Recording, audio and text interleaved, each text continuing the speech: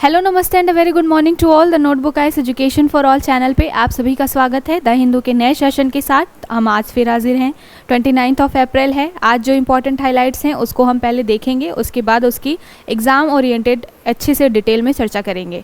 कुछ जो आर्टिकल्स हैं, कुछ जो टॉपिक हैं वो आपके आर्ट एंड कल्चर से रिलेटेड है, जैसे कि राजा रवि वर्मा की पेंटिंग के बारे में एक न्यूज़ आई हुई है, तो हम उसको देख लेंगे, उसकी हिस्ट्री, उसका बैकग्राउंड देखेंगे। राजा रवि वर्मा के बाद में आर्ट एंड कल्चर से रिलेटेड एक और टॉपिक है संत रविदास का, उनके बारे में संत रामदास, तो संत रामदास जी के बारे में क्या दिया गया है उसको देखेंगे, उसकी हिस्ट्री जानेंगे। साइक्लोन और एंटी साइक्लोन से रिलेटेड आपका ज्योग्राफी का भी एक अच्छा आर्टिकल आया हुआ है, तो उसको हम अपने एग्ज़ाम के लिए कैसे यूज़फुल बना सकते हैं उस डायमेंशन में हम उसको पढ़ेंगे और उसको हम देखेंगे।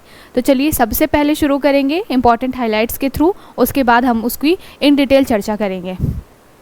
तो सबसे पहले देख लेते हैं आज के इंपॉर्टेंट हाइलाइट्स क्या हैं। हाइलाइट्स में है कुछ तो NHRC से रिलेटेड है। अभी इलेक्शन का टाइम चल रहा है, तो उस टाइम पे क्या होता है कि अलग अलग पॉलिटिकल पार्टीज़ जो होती हैं वो बहुत सारी चीज़ें अपने मैनिफेस्टो में शामिल करती हैं, नहीं करती हैं, कई जगह पे वायलेशन होता है। अभी रिसेंटली आपने स्पीच सुनी होगी, अभी कुछ कंट्रोवर्सी भी चल रही है। PM मोदी ने कुछ मुस्लिम माइनॉरिटीज़ के ख़िलाफ़ में कुछ स्पीच दी है उसके बारे में। तो जो NHRC होता है, जो नेशनल ह्यूमन रिसोर्स का लिए जो काम करते हैं, जो मानवाधिकार के लिए जो काम करती हैं इस तरीके की ऑर्गेनाइजेशंस, तो उसके बारे में इंडिया के रिस्पेक्ट में बात की गई है इंटरनेशनल लेवल पे कि ये जो इंडियन ऑर्गेनाइजेशंस हैं जो कि मानवाधिकार से रिलेटेड जो भी अपना काम करते हैं वो सही तरीके से काम नहीं कर रहे हैं और कहीं ना कहीं गवर्नमेंट का इनके ऊपर इन्फ्लुएंस कहीं ज़्यादा है। तो उससे रिलेटेड आर्टिकल आया हुआ है, उसको हम देखेंगे और वहाँ से हमारे एग्ज़ाम के लिए किस तरीके के क्वेश्चन बनते हैं हम उसको देख लेंगे। तो सबसे पहले हाईलाइट क्या है, NHRC एक्रेडिएशन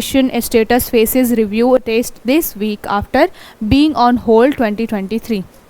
तो NHRC से रिलेटेड दो चीज़ें हैं, दो आर्टिकल्स आए हुए छोटे छोटे, तो उसको हम मर्ज करके एक साथ देखेंगे। साथ के साथ NHRC क्या है उसके बारे में हम देखेंगे, जिस तरीके से प्रश्न आपके एग्ज़ाम में बनते हैं। अगला जो हमारा टॉपिक है, anti cyclones hanging even now over India, link warming to heat. अभी जो बात की गई है, हमने अभी बहुत टाइम से देखा है हीट वेव से रिलेटेड केसेस चल रहे हैं। अभी उसके लिए बात ये चल रही है कि इलेक्शन में इस बार कम वोटिंग इसलिए हो रही है क्योंकि हीट वेव का असर है, लोग घर से बाहर नहीं निकलना चाह रहे हैं, गर्मी की वजह से ज़्यादा लोग वोट देने नहीं पहुंच रहे हैं। तो ये एक अलग मुद्दा है, लेकिन अभी बात की गई है कि हीट वेव की वजह से जो एंटी साइक्लोन का खतरा है वो इंडिया के ऊपर में बढ़ रहा है। तो देख लेंगे कि एंटी साइक्लोन क्या होते हैं, और जब हम एंटी साइक्लोन देखेंगे तो हम साइक्लोन को नहीं छोड़ सकते, क्योंकि अगर हम एक बार चक्रवात को समझ लेंगे उसका क्या प्रोसेस होता है तो हमारे लिए एंटी साइक्लोन को समझना ईजी हो जाता है। और ये दोनों टॉपिक जो है वो आपके इंपॉर्टेंट हैं एग्जाम की दृष्टि से। GS पेपर 1 में जो ज्योग्राफी वाला सेक्शन है वहाँ से साथ के साथ प्रीलिम्स में भी यहाँ से क्वेश्चन बन जाते हैं, तो हम देखेंगे इसको बहुत ही अच्छे से। उसके बाद तीसरी हमारी हाईलाइट क्या है, संत रामदास भक्ति आंदोलन। तो संत रामदास जी के मामले में आपको सभी को मालूम होगा कि आर्ट एंड कल्चर में, हिस्ट्री में इनका बहुत योगदान रहा है भक्ति आंदोलन को प्रमोट करने में, ज़्यादा से ज़्यादा बढ़ावा देने में। तो संत रामदास की अभी कुछ जयंती मनाई जा रही है, उससे रिलेटेड ये एडिटोरियल आया है, तो हम देख लेंगे और साथ के साथ हिस्ट्री थोड़ा सा देख लेंगे कि संत रामदास का क्या हमारी इंडियन हिस्ट्री में योगदान रहा है। अगली हमारी न्यूज़ क्या रहेगी, India's import from China rise to 101 billion while export standard. अभी मैंने कल ही बात की थी जब हम इंडिया और ओमान के रिलेशन के बारे में बात कर रहे थे, तो मैंने बात की थी कि अदर कंट्रीज़ में हम कंपेयर करें तो हमारा जो ट्रेड डेफिसिट है वो कम है, हम ट्रेड सरप्लस में रहते हैं, लेकिन चाइना ही ऐसा देश है जिसके साथ हमारा जो हमेशा जो होता है ट्रेड डेफिसिट होता है, यानी कि हम घाटे में होते हैं। क्यों घाटे में होते हैं, क्योंकि हमारा इम्पोर्ट चाइना से बहुत ज़्यादा है और उसके कंपेरिजन में एक्सपोर्ट देखा जाए तो वो बहुत ही कम है। तो इस वजह से क्या हो रहा है कि अभी ये बताया गया है कि लगभग 2.5 गुना फिर से जो ट्रेड डेफिसिट है वो बढ़ गया है, और कुछ आंकड़ों के थ्रू बात की गई है इस आर्टिकल में। तो हम इसको भी देख लेंगे कि इस बार किस चीज़ों में, किस क्षेत्र में सरप्लस की स्थिति है या कहाँ पर डेफिसिट की स्थिति है, और उसके बाद हम देखेंगे कि इंडिया और चाइना के अब तक के कैसे रिलेशन रहे हैं।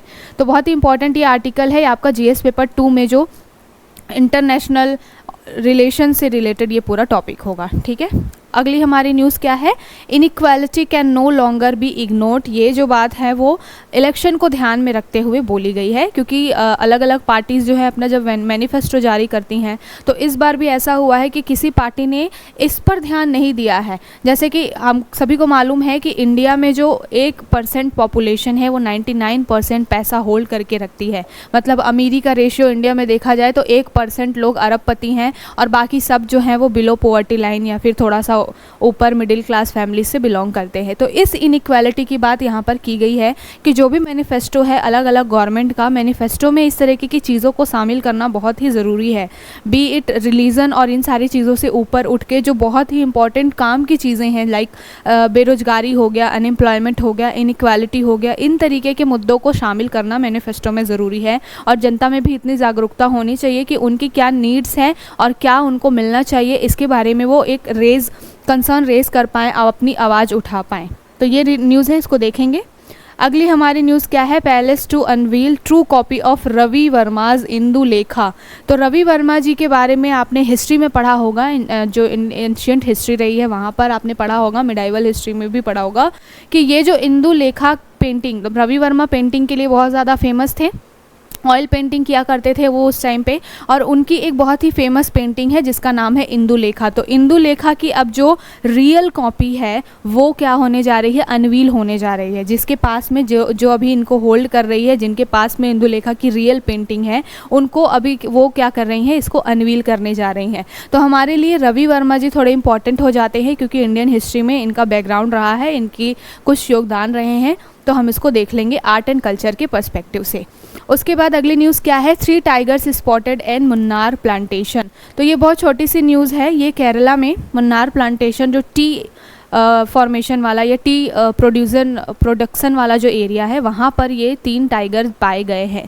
तो इसके बारे में छोटी सी न्यूज़ आई होगी। अब जब लोकेशन के बारे में बात आती है या एनवायरनमेंट में जब आपको कोई क्वेश्चन पूछा जाता है तो जो भी न्यूज़ में रहता है मुद्दा उसके बारे में पूछा जाता है, उससे लिंक करके पूछा जाता है। तो थोड़ा सा हम देख लेंगे कि ये जो मुन्नार प्लांटेशन वाला एरिया है जहाँ पर 3 टाइगर स्पॉट किए गए हैं ये किस रीजन में पड़ता है। तो ये हमारी पूरी हाईलाइट है जिसके ऊपर आज हमको चर्चा करनी है। सबसे पहले चलिए शुरू कर लेते हैं। पहला जो हमारा हाईलाइट है वो क्या है, एनएचआरसी से रिलेटेड। एनएचआरसी क्या है, नेशनल ह्यूमन रिसोर्स या ह्यूमन राइट जो कमीशन है ना।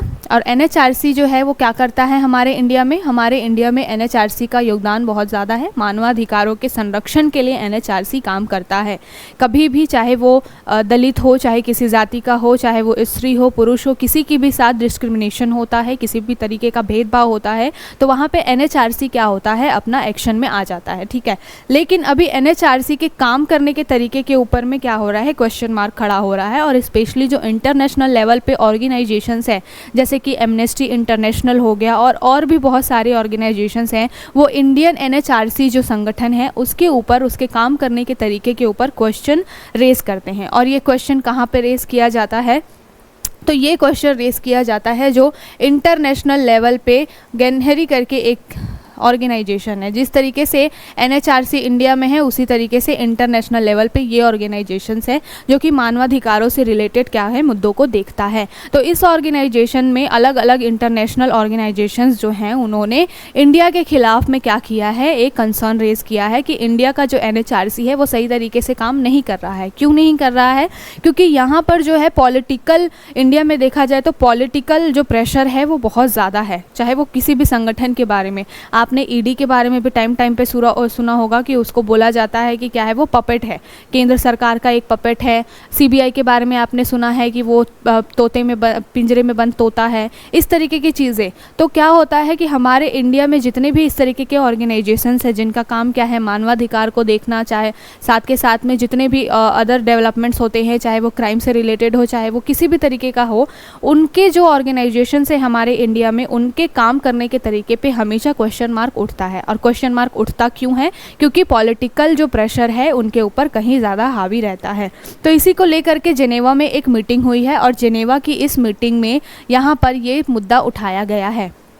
जिसमें बात की गई है कि जो इंडियन एनएचआरसी है वो लगभग 2014 के बाद से अभी देखा जाए तो उनके काम करने के तरीके में क्या है, बहुत ज़्यादा कमी आई है, या एक तरीके से दबाव की स्थिति में वो काम कर रहे हैं। जो उनके मुद्दे हैं वो नहीं तरीके से, सही तरीके से वो उठा रहे हैं, मानवाधिकार को बहुत अच्छे तरीके से हैंडल नहीं कर पा रहे हैं। और क्यों नहीं कर पा रहे हैं, इसमें बात की गई है कि discrimination against minority ahead of countries general election. तो अभी ये सारा मुद्दा इसलिए उठ रहा है क्योंकि इलेक्शन का टाइम है, और इलेक्शन के समय में क्या हो रहा है कि जो अलग अलग पॉलिटिकल पार्टीज़ हैं वो किसी भी तरीके से जनता को अपनी तरफ अट्रैक्ट करने के लिए काम करती है, उनके सेंटिमेंट्स को सेंटिमेंट्स के साथ खेलने का काम करती है। जैसे कि अगर बीजेपी है वो हिंदुत्व को बहुत ज़्यादा प्रमोट करती है, तो वो क्या करती है कि जनता को एंटी मुस्लिम भड़काऊ भाषण वगैरह दे करके क्या करती है, अपनी तरफ अट्रैक्ट करने का काम करती है। सेम वैसा ही है कि जो कांग्रेस है वो जब समझती है कि जो मुस्लिम आबादी है उसको भी साथ में लेकर चलना पड़ेगा, तो वो उनके फेवर में ज़्यादा बात करती है।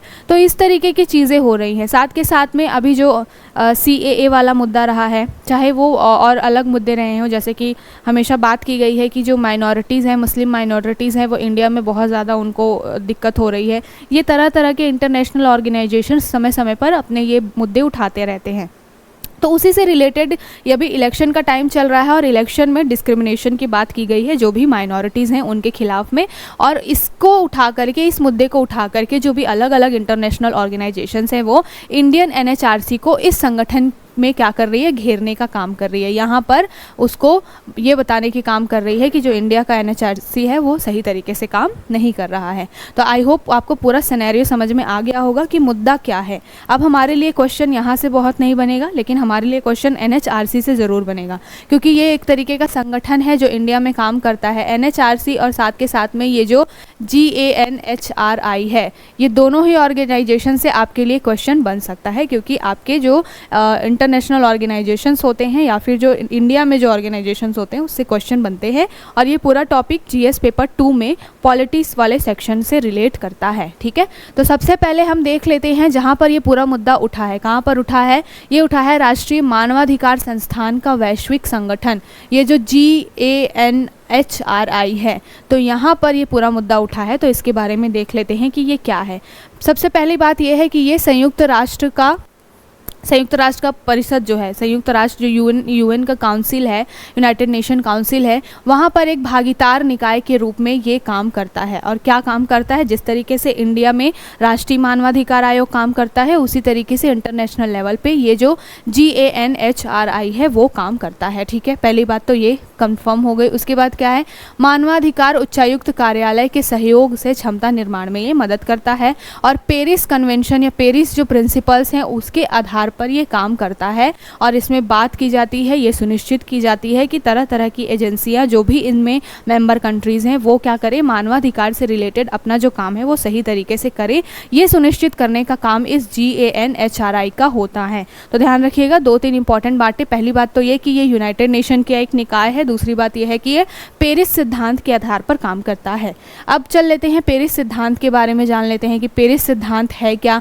तो पेरिस सिद्धांत है 1993 में बना है ये। और सिद्धांत क्या होता है? बहुत सारे इंस्ट्रक्शंस का सेट होता है जिसके ऊपर सारे आगे आने वाली पीढ़ियां काम करती हैं, या जो भी ऑर्गेनाइजेशंस होती हैं वहाँ से एक क्या करना चाहिए, फ्रेमवर्क लेकर के उस तरीके के अपने काम को आगे बढ़ाती हैं। ठीक है, तो पेरिस सिद्धांत क्या है? 1993 में संयुक्त राष्ट्र महासभा के द्वारा इसको अपनाया गया था। यानी कि संयुक्त राष्ट्र महासभा यानी कि यूनाइटेड नेशन जनरल असेंबली। कई बार होता है कि हिंदी में टर्म्स याद नहीं होते हैं, लेकिन इंग्लिश टर्म पता चलता है तो वो तुरंत दिमाग में क्लिक करता है कि अरे इसके बारे में बात हो रही है।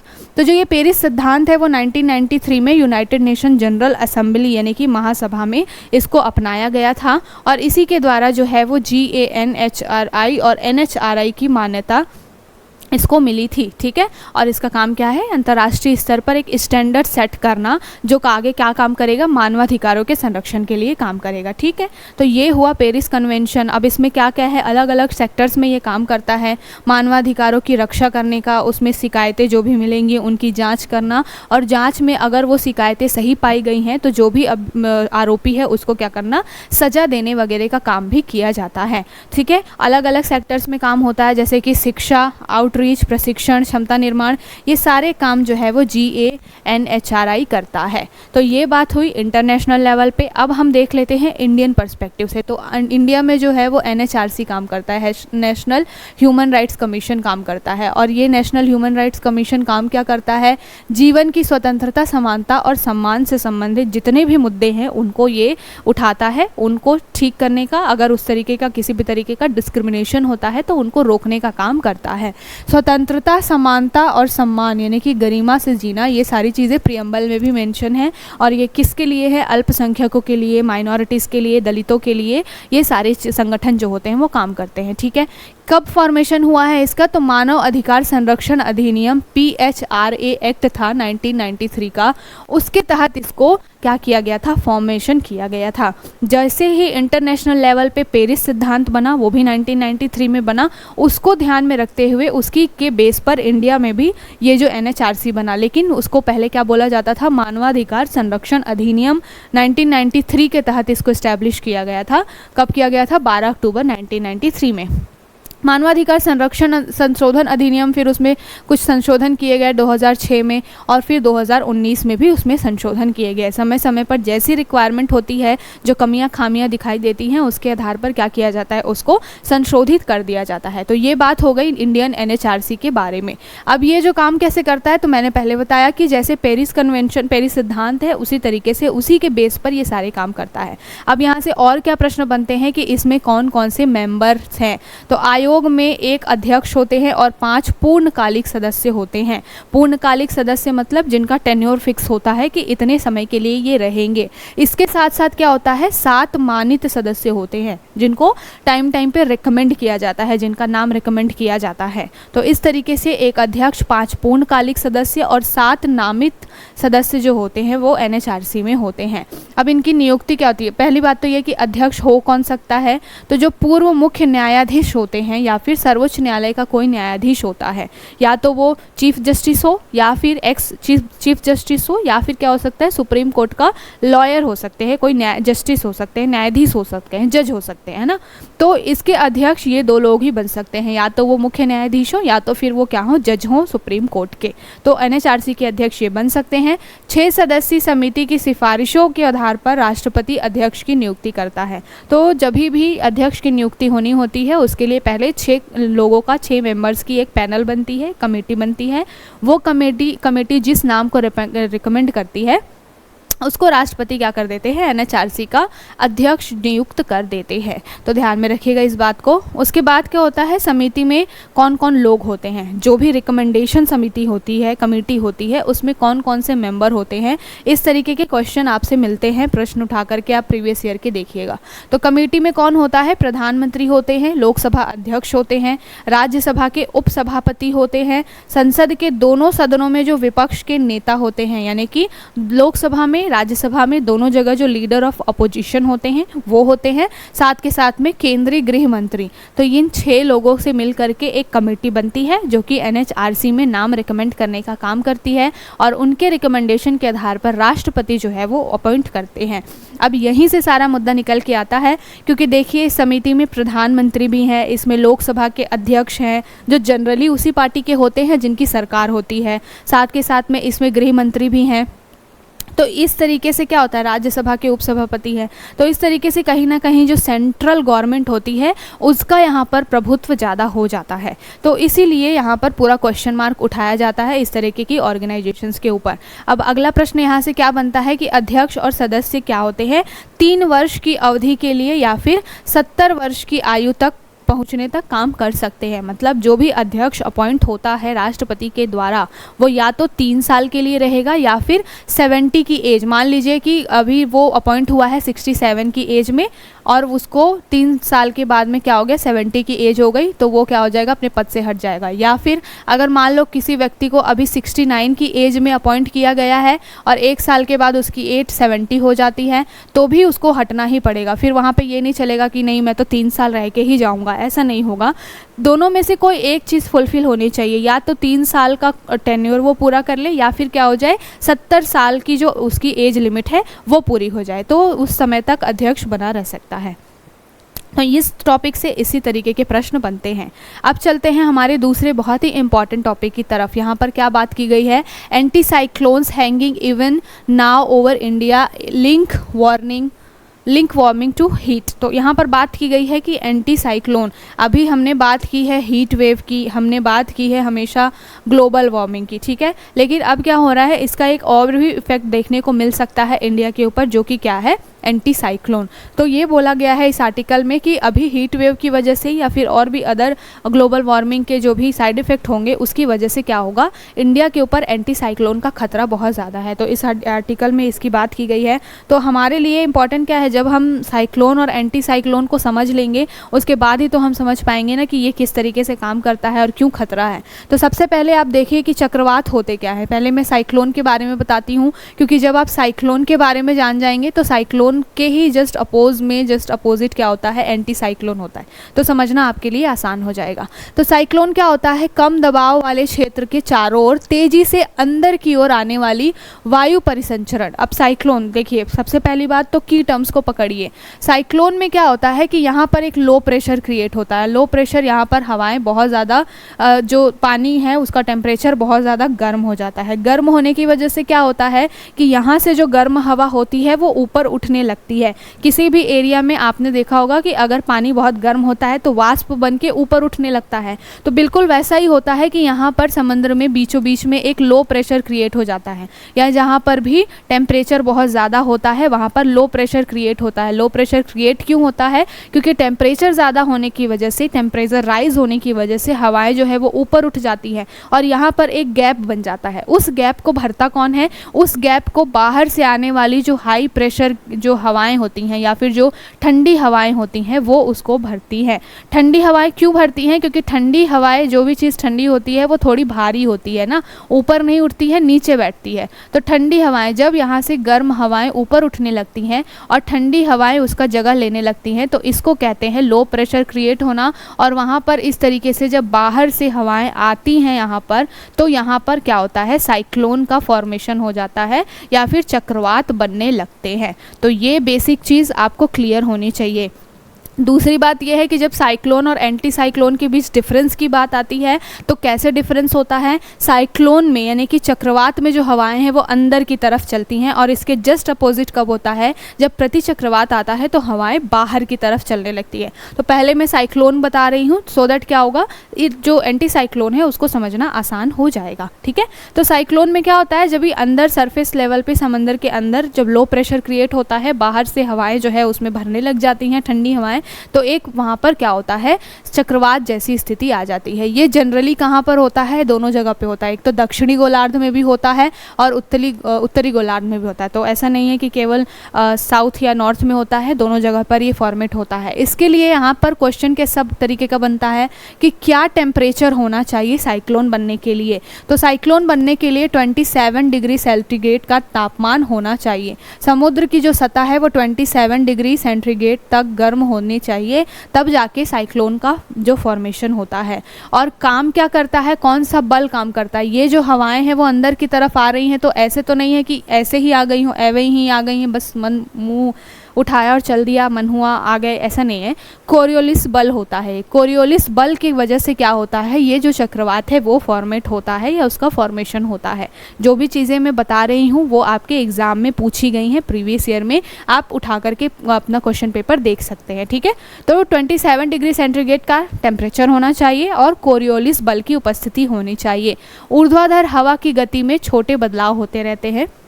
जो ऊर्ध्वाधर हवा कहने का मतलब है जब हवा ऊपर उठती होती है तो उसकी गति में थोड़ा बहुत बदलाव होता रहता है। पहले से मौजूद कमज़ोर निम्न दबाव वाले क्षेत्र या निम्न स्तर का चक्रवाती परिसंचरण इसमें होता है, ठीक है।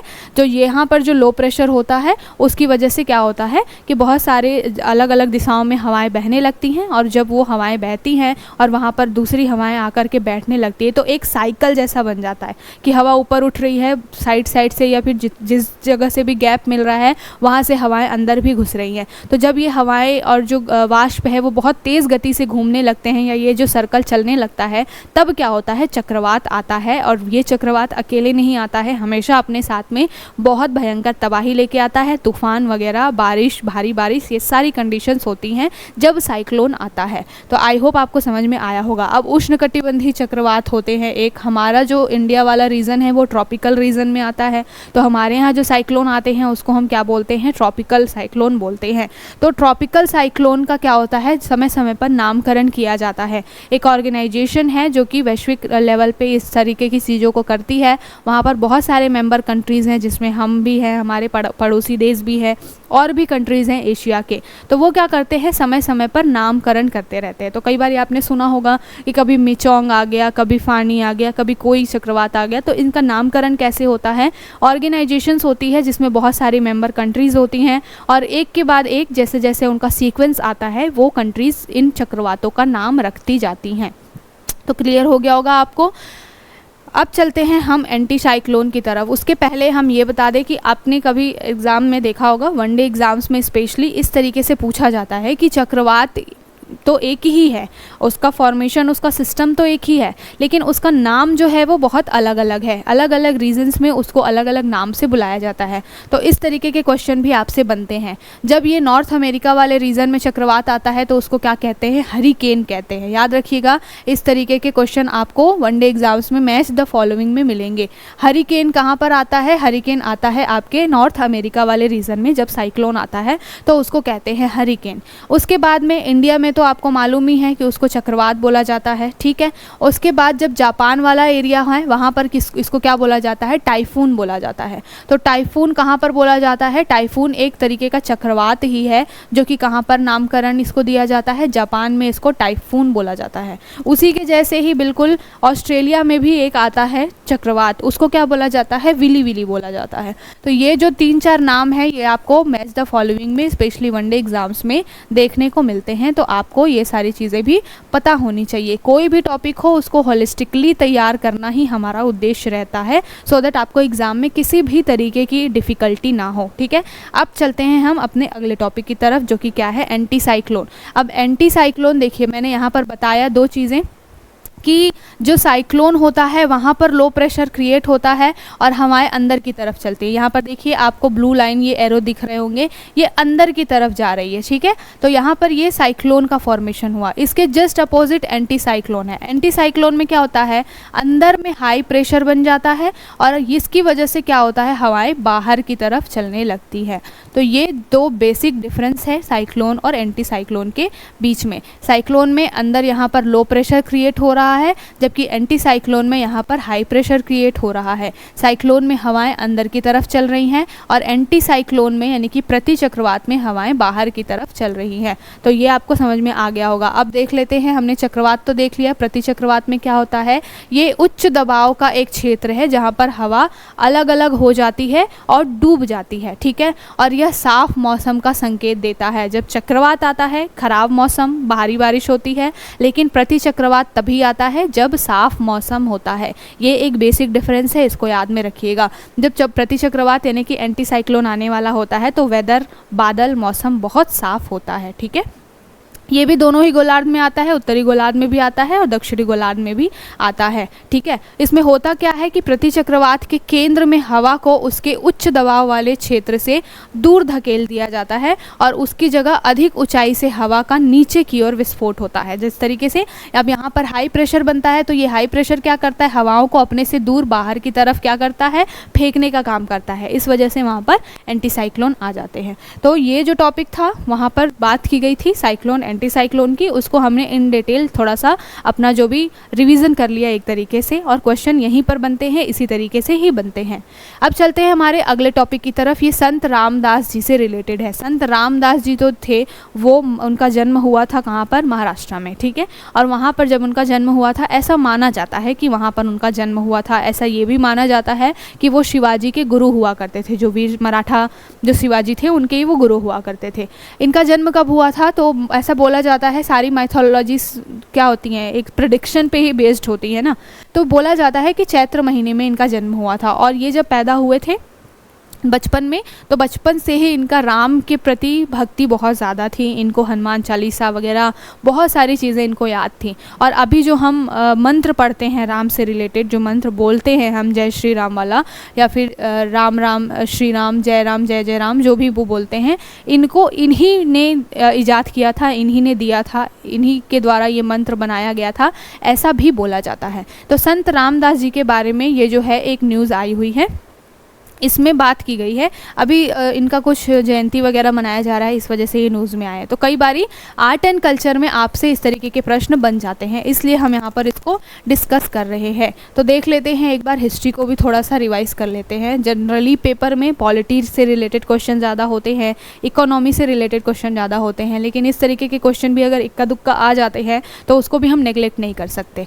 तो संत रामदास जी के बारे में जान लेते हैं। इनका जन्म लगभग 1608 या फिर 1681 के आसपास में हुआ है। ठीक है, तो ईस्वी और संवत की वजह से ये जो डिफरेंस है वो आता है। तो लगभग 1608 ईस्वी में इनका जन्म हुआ है। संत रामदास या रामदास स्वामी के नाम से इनको जाना जाता है। ये एक तरीके के हिंदू संत हैं, दार्शनिक हैं, कवि रह चुके हैं, लेखक भी हैं और आध्यात्मिक गुरु भी रह चुके हैं। ठीक है, और हिंदू देवी देवताओं राम और हनुमान के ये भक्त रहे हैं। ठीक है, इनका प्रारंभिक जीवन कैसा रहा है? तो इनका संभवतः जीवन ऐसा रहा है कि रामनवमी के अवसर पर ये पैदा हुए थे। कहाँ पर? महाराष्ट्र के जालना ज़िले में। जैसा कि मैंने पहले ही बताया कि चैत्र महीने में इनका जन्म हुआ था। चैत्र में रामनवमी आती है, तो रामनवमी के दिन ये पैदा हुए थे। कहाँ पर? महाराष्ट्र के जालना ज़िले में। और ये क्या है, इनका जन्म एक मराठी देशस्थ ऋग्वेदिक ब्राह्मण परिवार में हुआ था, जो कि सूर्यजी पंता और रानूबाई ठोसर है। यानी कि पिता का नाम सूर्यजी पंता और माता का नाम रानूबाई ठोसर है। और इन्होंने ही, ऐसा बोला जाता है कि समर्थ रामदास संप्रदाय की इन्होंने क्या की थी? स्थापना की थी। तो इसको भी ध्यान में रखिएगा, यहाँ से प्रश्न कई बारी पूछ लिया जाता है स्टेटमेंट वाइज आपको। अब चूँकि ये हिंदू देवी देवताओं में अपनी आस्था रखते हैं, मोटिवेशनल वो स्पीकर रहे हैं, आध्यात्मिक गुरु रहे हैं, तो क्या काम किया होगा इन्होंने? जगह जगह पे तीर्थ यात्राएं की होंगी और जो भक्ति आंदोलन है उसको फैलाया होगा, प्रचार प्रसार किया होगा, भगवान के बारे में बताई होगी चीज़ें। तो यही सारे काम इन्होंने किए होंगे। 12 वर्षों तक इन्होंने यात्रा की थी इधर उधर, शादी के मंडप से भाग गए थे। ऐसा भी बोला जाता है कि इनकी मम्मी इनकी शादी करवाना चाह रही थी बहुत ही अर्ली एज में, और इनका मन तो जो था वो भक्ति में लगा हुआ था, तो ये अपनी शादी के मंडप से भी उठ के भाग गए थे। तो संत रामदास जी के बारे में थोड़ी सी न्यूज़ आई हुई थी, इसको हमने थोड़ा सा रिवाइज कर लिया।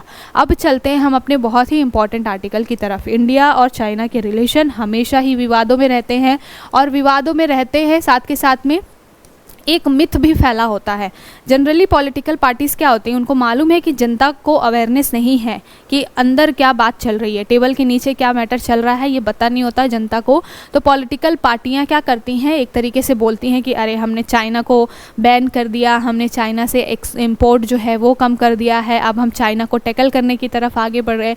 बट जब हम इसको रिसर्च करते हैं, डेटा वाइज देखते हैं, तो हमें जो हिस्ट्री है, जो भी कहना चाहिए असलियत है, वो कुछ अलग ही दिखाई देती है। क्यों दिखाई देती है ऐसी? क्योंकि हमारी डिपेंडेंसी इतनी ज़्यादा है अभी भी चाइना के ऊपर कि हम चाहते हुए भी उनके द्वारा जो भी इंपोर्ट हो रहा है उसको हम कम नहीं कर सकते। उसके लिए अगर हमें ऐसा करना है तो हमारे यहाँ पर इंफ्रास्ट्रक्चर डेवलपमेंट बहुत ज़्यादा मैसिव लेवल पे बढ़ाना पड़ेगा। और अभी यहाँ पर बहुत सारी संभावनाएं हैं इंडिया में इन सारी चीज़ों को ठीक करने के लिए। तो अगर कोई आपसे ये कह दे कि अरे हम तो चाइना को बीट कर देंगे 2-4 साल में, ऐसा पॉसिबल नहीं है, क्योंकि आपकी डिपेंडेंसी जो है वो चाइना के ऊपर बहुत ज़्यादा है। ठीक है, तो हम पढ़े लिखे लोग हैं, हम क्या कहें, तथ्यों के आधार पर बात करते हैं, हम ऊपर ऊपर से हवाबाजी तो बात करते नहीं है। तो वही एक बात बोली गई है कि अभी जो आंकड़े बताते हैं, India's import from China rise to $101 billion. तो अभी इंडिया का इंपोर्ट जो है चाइना से वो बहुत ज़्यादा बढ़ गया है। कितना बढ़ गया है? लगभग $101 बिलियन का इंपोर्ट बढ़ गया है। और ओवरऑल देखा जाए तो ट्रेड डेफिसिट जो है वो लगभग 2.3 यानी कि अराउंड 2.5 गुना जो है वो बढ़ गया है, यानी कि व्यापार घाटा चाइना के साथ। अब यहाँ पर बहुत सारे सेक्टर्स में बात की गई है। सबसे पहले तो ये रिपोर्ट किसने निकाली है? Global trade research initiative GTRI है। तो GTRI क्या करता है? ग्लोबल ट्रेड से रिलेटेड यानी कि वैश्विक लेवल पर ट्रेड यानी व्यापार से रिलेटेड बहुत सारे डाटा जारी करता है। तो ग्लोबल ट्रेड रिसर्च इनिशिएटिव ने एक डाटा निकाला है जिसमें बोला है कि अभी 2018-19 से लेकर के 22-23 तक की अगर हम तुलना करें, गणना करें तो क्या है, इंडिया का जो गुड्स इस इम्पोर्ट है वो 21% से 30% तक बढ़ गया है। पिछले 15 सालों में इंडिया का गुड्स यानी कि वस्तुओं का जो इम्पोर्ट है, आयात है, वो लगभग 30% तक बढ़ गया है चाइना से। दूसरी बात ये बोली गई है कि ये जो राइज है वो 2.5 गुने का राइज है, यानी कि गुड्स में इम्पोर्ट यानी कि आयात करने का जो राइज है, वो रेशियो है, वो कितना है 2.3 टाइम्स, यानी कि 2.3 गुना ज़्यादा हमने क्या किया है, पिछले 15 सालों में चाइना से इम्पोर्ट किया है। किसका? गुड्स का। दूसरी बात ये बोली गई है कि अगर हम बहुत सारे आंकड़े देखें तो किस सेक्टर में सबसे ज़्यादा इंपोर्ट किया है हमने, तो केमिकल हो गया, फार्मास्यूटिकल्स हो गया, इलेक्ट्रॉनिक सामान हो गए, इन सारे क्षेत्रों में हमने बहुत ज़्यादा क्या किया है, इंपोर्ट किया है। देखिए यहाँ पे लिखा है फार्मास्यूटिकल्स, केमिकल्स, टेक्सटाइल, ये सारे जनरल आपके जो प्रिस्क्रिप्शनल होते हैं, ये सारे जो इंपोर्ट हैं हमने बहुत ज़्यादा किए हैं। साथ के साथ में हमने जो स्टील वगैरह, आयरन वगैरह का इंपोर्ट है वो भी हमने किया है, लेकिन उसका परसेंटेज थोड़ा सा कम है, क्योंकि ऑल ओवर इंडिया में देखा जाए तो स्टील का, लोहे का फॉर्मेशन जो है वो प्रोडक्शन जो है वो ज़्यादा हो रहा है पिछले कुछ सालों से हम देखें तो केवल एक यही क्षेत्र है जहाँ पर हमने चाइना से थोड़ा कम इंपोर्ट किया है। अदरवाइज सारे क्षेत्रों में हमने क्या किया है, पिछले 15 सालों में हमने बहुत ही मैसिव लेवल पे इंपोर्ट किया है। यहाँ पर परसेंटेज दिया हो गया है कि इलेक्ट्रॉनिक्स, टेलीकॉम, इलेक्ट्रिकल प्रोडक्ट्स में 43.9% हमने इंपोर्ट किया है, मशीनरी में हमने लगभग 40%, टेक्सटाइल और क्लोथिंग में 38%, केमिकल्स एंड फार्मास्यूटिकल्स में 26.8% और ऑटोमोबाइल्स क्षेत्र जो होते हैं वहाँ पर 26% का इंपोर्ट हमने चाइना से किया है। तो अगर ये कोई बात बोल दे कि हम चाइना को बीट कर देंगे, हम चाइना से इंपोर्ट बिल्कुल बैन कर देंगे, तो खोखली बातें हैं। कहीं कहीं भी दूर दूर तक ये दिखाई नहीं देता है कि हमारी चाइना पर डिपेंडेंसी कम है। ठीक है, तो ये जो है वो न्यूज़ आई हुई है। अब हमको यहाँ से इम्पोर्टेंट क्या चीज़ लेनी है, हमें देखना है कि चाइना और भारत के अभी वर्तमान में क्या संबंध रहे हैं। जो डाटा होता है लगभग 1-2 साल पुराना होता है, क्योंकि वो अभी बिल्कुल तुरंत जो भी चीज़ें आती हैं उसको तुरंत ही वेबसाइट पे अपलोड नहीं किया जाता है ना। तो हम देख लेते हैं कि लगभग क्या स्थिति रही है भारत के साथ में। तो 2021 से लेकर के 22 में अगर हम देखें तो भारत के आयात में चाइना की हिस्सेदारी 16.53 और 15.43 के रिकॉर्ड ऊंचाई पर पहुंची है। तो यहाँ पर भी दिखाई दे रहा है कि जो आयात है वो रिकॉर्ड हमेशा अपने रिकॉर्ड तोड़ रहा है। जबकि अगर हम संयुक्त अरब अमीरात से बात करें तो 6.37% और 7.31% है। मतलब हम दूसरे देशों की अगर तुलना कर रहे हैं, कल हमने ओमान की भी बात की थी, तो अगर इन कंट्रीज से हम तुलना कर रहे हैं तो चाइना के साथ हमारा इम्पोर्ट बहुत ज़्यादा है। दूसरी बात यह है कि कुल गैर तेल व्यापारिक आयात में चाइना का प्रभुत्व है। हमने कल बात की थी ओमान से रिलेटेड, ओमान जो है वो गल्फ कंट्रीज़ में आता है, जीसीसी की बात की थी। तो वहाँ पर हम क्यों डिपेंड इतना ज़्यादा करते हैं, ऑयल इंपोर्ट के लिए। ऑयल इंपोर्ट हम इन सारे क्षेत्रों से ज़्यादा करते हैं, लेकिन जब गैर तेल की बात आती है या नॉन ऑयल प्रोडक्ट की इंपोर्ट करने की बात आती है तो वहाँ पर चाइना का प्रभुत्व हमारे लिए ज़्यादा है, या फिर उसकी इम्पोर्टेंस हमारे लिए ज़्यादा है।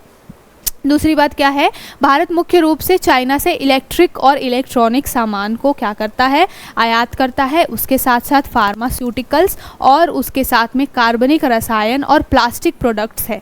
ये 3-4 प्रोडक्ट्स हैं जिनका सबसे ज़्यादा इंपोर्ट हम चाइना से करते हैं। इलेक्ट्रॉनिक्स का उपयोग करते हैं, हम इंपोर्ट करते हैं। ऑटोमोबाइल्स के क्षेत्र में हम भले दवाइयाँ बनाने के मामले में पहले नंबर पे हों, एक्सपोर्ट करने के मामले में पहले नंबर पे हों, लेकिन मैंने जब भी बात की है तो मैंने बताया है कि एक चीज़ होती है एपीआई, एक्टिव फार्मास्यूटिकल इंग्रेडिएंट्स। ये क्या होते हैं, एक्टिव फार्मास्यूटिकल्स इंग्रेडिएंट्स जो होते हैं, दवाओं को बनाने के लिए जो रॉ मटेरियल होता है उसको एपीआई बोलते हैं, और एपीआई का भंडारण सबसे ज़्यादा चाइना में है। तो हम अगर वैश्विक लेवल पे दवाओं का बहुत ज़्यादा एक्सपोर्ट करते हैं, उसके लिए भी हम डिपेंड किसके ऊपर है, चाइना के ऊपर। क्योंकि अगर चाइना हमें एपीआई नहीं देगा तो हम दवाएं बना ही नहीं पाएंगे और हम क्या है, एक्सपोर्ट कर नहीं पाएंगे। तो हर क्षेत्र में आपको देख रहा होगा कि हम चाइना के ऊपर डिपेंडेंट हैं। दूसरी बात है कि वस्तुएं चीन से भारत के आयात का 70% से अधिक हिस्सा रखती हैं। मतलब हम जो चाइना के साथ ट्रेड कर रहे हैं, इंपोर्ट कर रहे हैं, उसमें 70% की भागीदारी केवल इन इलेक्ट्रॉनिक सामानों की है, फार्मास्यूटिकल्स की है, कार्बनिक रसायन और प्लास्टिक की है। इन 4-5 क्षेत्रों में हम 70% का इंपोर्ट कर लेते हैं चाइना के साथ में। अगर हम कोयला के क्षेत्र में बात करें तो भारत में उत्पादित कोयला ऊर्जा का लगभग 24% उन संयंत्रों से आ रहा है जो चाइना से आयातित महत्वपूर्ण उपकरणों का उपयोग करते हैं। तो अगर हम कोल ऊर्जा का प्रयोग करके हम क्या कर रहे हैं, इलेक्ट्रिसिटी भी बना रहे हैं, तो वहाँ पर भी लगभग 24% ऐसे संयंत्र हैं जो चाइना के ऊपर डिपेंड करते हैं, किसके लिए, मशीनरी के लिए। तो ये जो आंकड़े हैं वो बताते हैं कि आपके पास चुनौती बहुत ज़्यादा है। अब ये जो अगला आर्टिकल है वो कहाँ पर बात कर रहा है, इनइक्वालिटी की बात कर रहा है। Inequality can no longer be ignored, ये जो टॉपिक है वो आपके जीएस पेपर 2 में आ जाएगा। और मैंने बात की है कि ये जनरली किसके बारे में बात कर रहा है, इलेक्शन को ध्यान में रखते हुए। As an election issue is welcome, तो यहाँ पर बात की गई है कि कोई भी पार्टी जो है अपने मैनिफेस्टो में इस चीज़ को शामिल नहीं कर रही है कि भारत में अगर 99% लोग गरीब हैं और साथ के साथ ओनली 1% लोग जो हैं वो अमीर हैं, इसके ऊपर कोई बात ही नहीं कर रहा। इस इनइक्वालिटी को ख़त्म करने के बारे में कोई बात ही नहीं कर रहा है। तो इससे रिलेटेड ये आर्टिकल है, बहुत ज़्यादा इंपॉर्टेंट नहीं है।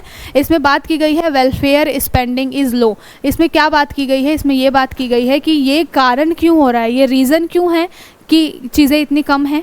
कम इसलिए हैं, ये जो गैप है ज़्यादा इसलिए है। इसका रीज़न ये है कि जो वेलफेयर के ऊपर एक्सपेंडिचर है इंडिया का वो कम है।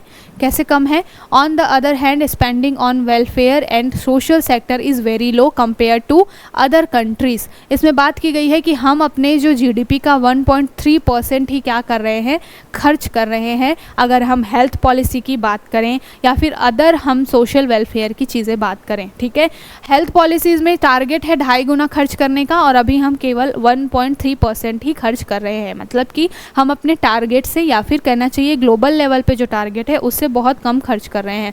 तो इस तरीके की जो चीज़ें हैं उसकी वजह से ये इनइक्वालिटी बढ़ रही है।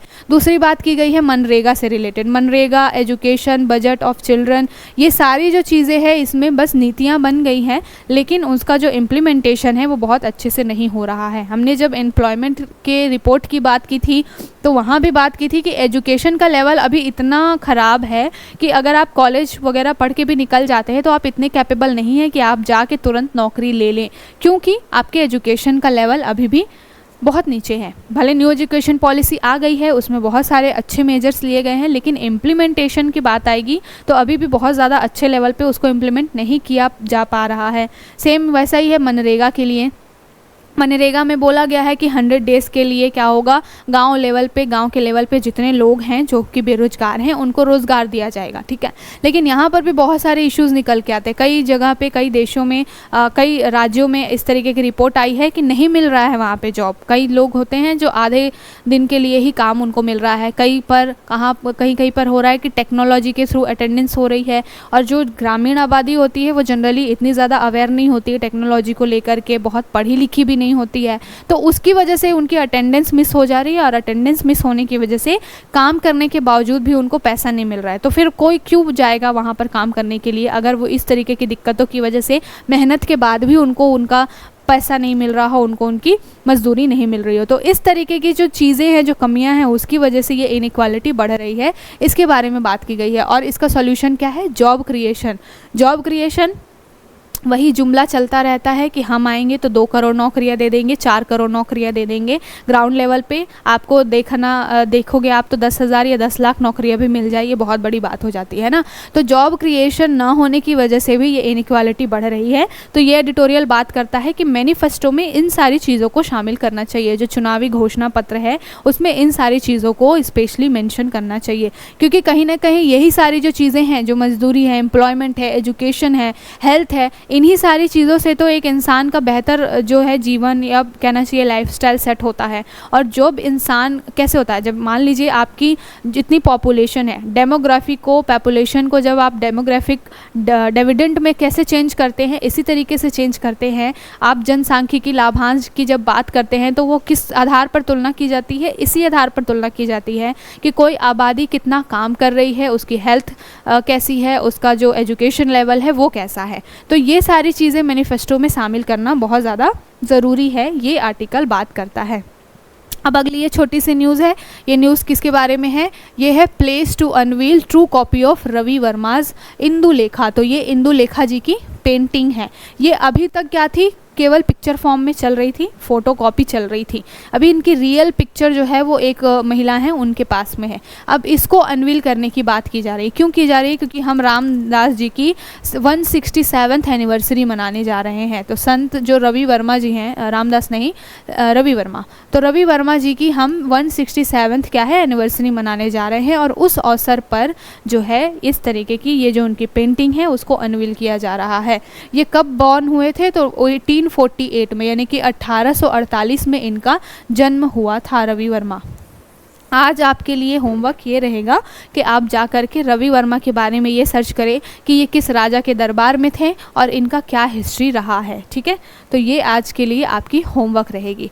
फिर ये अगली न्यूज़ है, छोटी सी क्या बात की गई है, 3 tigers spotted eight Munnar plantation. तो ये जो है वो कन्नीमाला एक टॉप हिल है, वहाँ पर जो है चाय की खेती की जाती है और यहाँ पर टी कल्टीवेशन होता है, और यहाँ पर 3 टाइगर्स को देखा गया है अभी फ़िलहाल। तो हम इसको क्यों डिस्कस कर रहे हैं? क्योंकि हो सकता है कि कन्नीमल्ला के बारे में आपको कहीं एग्जाम में ऑप्शन में देखने को मिल जाए, क्योंकि जो प्लेसेस इन न्यूज़ होती हैं वहाँ से ही ज्योग्राफी में क्वेश्चन बनते हैं। ठीक है, एनवायरमेंट में क्वेश्चन बनते हैं। तो ये जो है इसके बारे में बात करता है। फिर 3 टाइगर देखे गए हैं, इलेक्शन का टाइम था तो वहाँ किसी अधिकारी ने ही इनको देखा है, तो अभी सर्च ऑपरेशन वगैरह चल रहा है। ये जो फॉरेस्ट है वो कहाँ पर है? तो ये जो कन्नीमल्ला है वो केरल में है, और राजा जो केरल वर्मा थे वो उनसे रिलेटेड भी इसकी हिस्ट्री रही है। ये जो मुन्नार कल्टीवेशन है, जहाँ पर मुन्नार प्लांटेशन है, जहाँ पर ये चीज़ें मिली है, ये केरल वर्मा जो एक राजा हुआ करते थे एंशंट हिस्ट्री में, उनसे रिलेट करता है। तो एक हिस्टोरिकल बैकग्राउंड भी है इसका, इसलिए यहाँ पर हम इसको थोड़ा सा डिस्कस कर रहे हैं।